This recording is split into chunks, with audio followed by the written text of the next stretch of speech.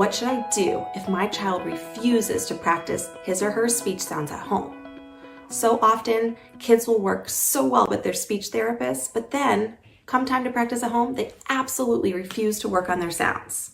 So if your child is in speech therapy, maybe because they have a hard time with a certain sound or their speech is just really hard to understand, and your therapist is encouraging some home practice, but your child refuses to do it, then this video is for you. I'm going to give 10 strategies to help with this exact problem, because trust me, you are not alone. Speech is so hard for some kids, and of course, they would rather not practice. My name is Kirsten. I'm a licensed and certified pediatric speech-language pathologist here at Star City Speech, and this YouTube channel is here to support parents who want to help work on speech skills at home with their kids.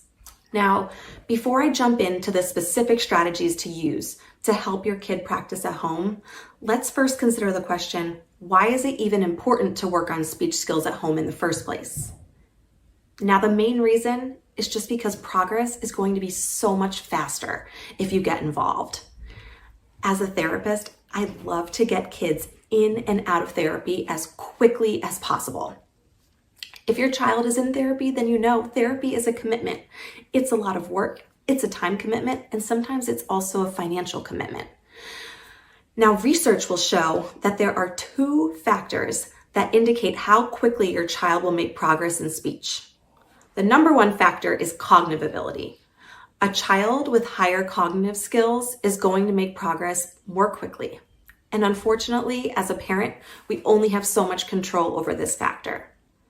But the number 2 most important factor is, you guessed it, parent support. You do have some control over this part.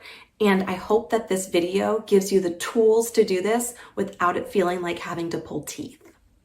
Now, in my personal experience as a therapist, sometimes I'll be working so hard on a certain sound with a child and we will just feel stuck. And it's not until the parents really commit and decide to jump in and practice that sound at home that we're able to move forward. Now that I have hopefully motivated you to start working on your child's speech skills at home, I want to give you these 10 strategies to equip you to do this, even with a child who is exceptionally reluctant. Number 1, make sure you're using appropriate targets. Now, this is where working closely with a speech therapist can be extremely helpful. Ask your speech therapist, what sound should I be working on at home? And do you have picture cards to help me as a tool? Or if you're not working with a speech therapist and there is just one sound you really need to work on, print out some words to work on with your child so that you have a good place to start. Now, a speech therapist might help you get there even more efficiently because there are certain sounds that may not be developmentally appropriate yet, and if we spend time working on them, we might just be spinning our wheels.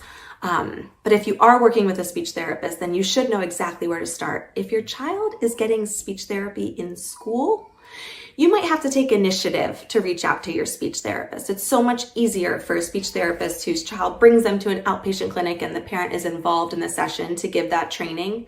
But when I work with kids in the school setting, I really appreciate it when parents reach out and ask how they can support their child at home.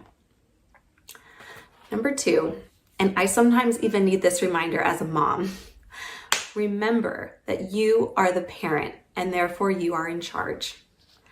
So avoid asking your child a question like, hey, do you want to practice your speech? Instead, you can say, it's time to work on your speech. And then offer choices. Do you want to work on your speech at the table or on the floor? Should we blow bubbles while we work on your speech? Or should we play a game? That way, you're in charge. You get to decide when it's time to work on speech. And your child gets to decide some factor about how to do it. Number 3, keep it short but consistent and make it part of your daily routine. I recommend 5 minutes of practice 5 to 6 days a week, and definitely have 1 day a week where you do nothing for speech at all. I think that's really important too. And in those 5 minutes, shoot for 75 to 100 productions. So if you're working on the L sound, for example, and you have the word lion, instead of just saying it one time, say it 3 or 4 times, and then move to the next word. And then figure out where in my day is this most realistic to accomplish. Maybe it's in the car ride because you're a really busy family, or perhaps it's right before bedtime, or maybe your child has a favorite show they get to watch at night and they get to practice their speech before they watch their show. You know your routine, but think of a place where you can insert speech that might be most realistic to accomplish. Number 4, and this is so important to me, make it fun. If your child is in speech, see what makes them excited to practice their sound with their therapist. And some things that I love to use in therapy are bubbles, dot markers, stamps, games. I especially love games that are quick turn-taking games. So a game like Don't Break the Ice or Uno Moo or Pop-Up Pirate, where you might say a word and then pull a sword out of the pirate game, and then the next person says a word and takes turns. That way you can play the game quickly and get all of your productions in one sitting. Again, it doesn't have to take more than 5 minutes.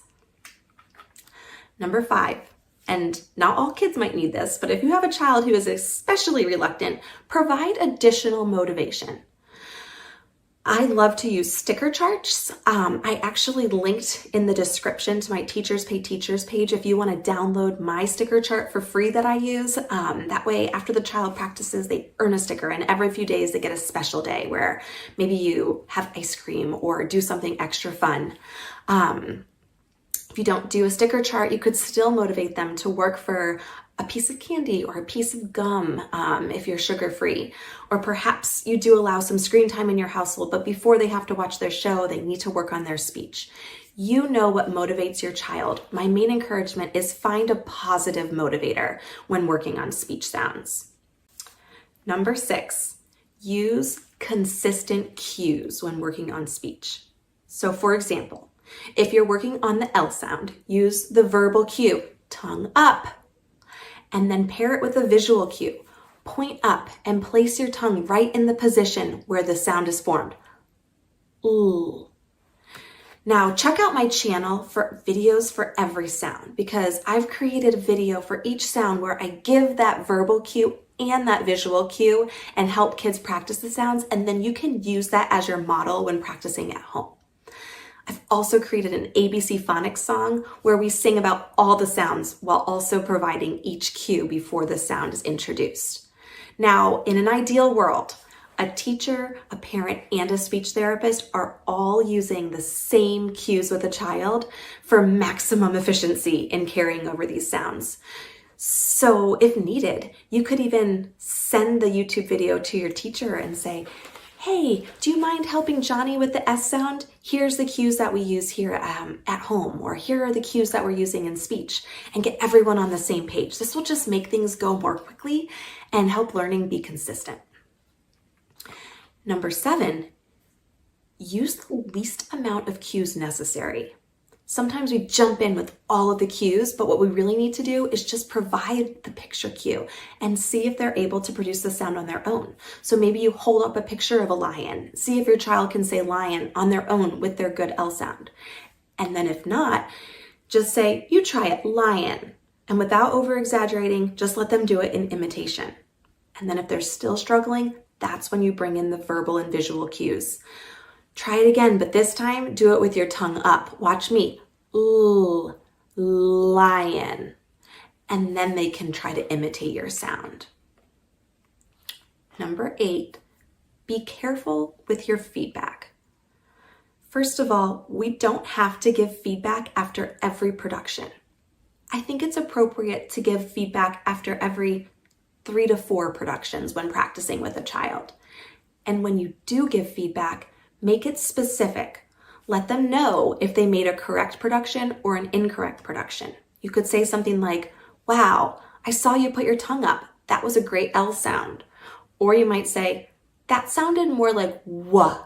You put your lips in a circle and made the W sound. Try it again, but this time put your tongue up. Ooh. And avoid generic phrases like good job.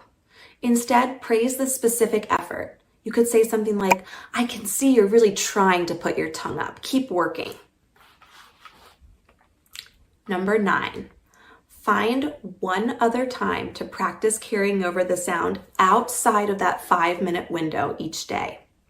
So for example, maybe you're working on the L sound and you did your drills with a game for 5 minutes, and then later that night in bath, you see a lion in the tub and your child says, "Look, Mom, a lion," you can say, "You're right, it's a lion." And that's all. You've just reinforced it in another setting. Books are another great time to work on speech sounds with your kid and carry over that skill. My only caution is that you just need to use discernment. We want to avoid embarrassing our kids. Maybe they don't want to be corrected on their speech in front of a sibling or a friend, and we really don't want them to shut down. We want to keep the environment really positive when working on speech with our kids.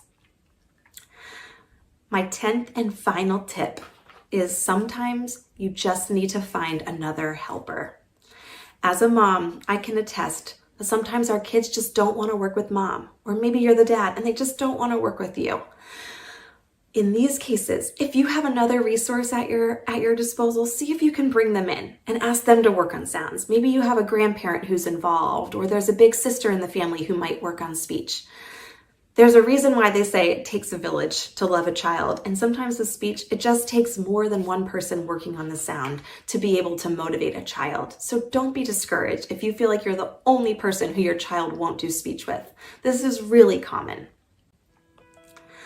Thank you so much for tuning into my channel and for watching this video. I hope you feel like you have the tools to work on your child's speech at home. Please leave me a comment and let me know how these strategies have helped you. And don't forget to subscribe to my channel for more speech therapy videos.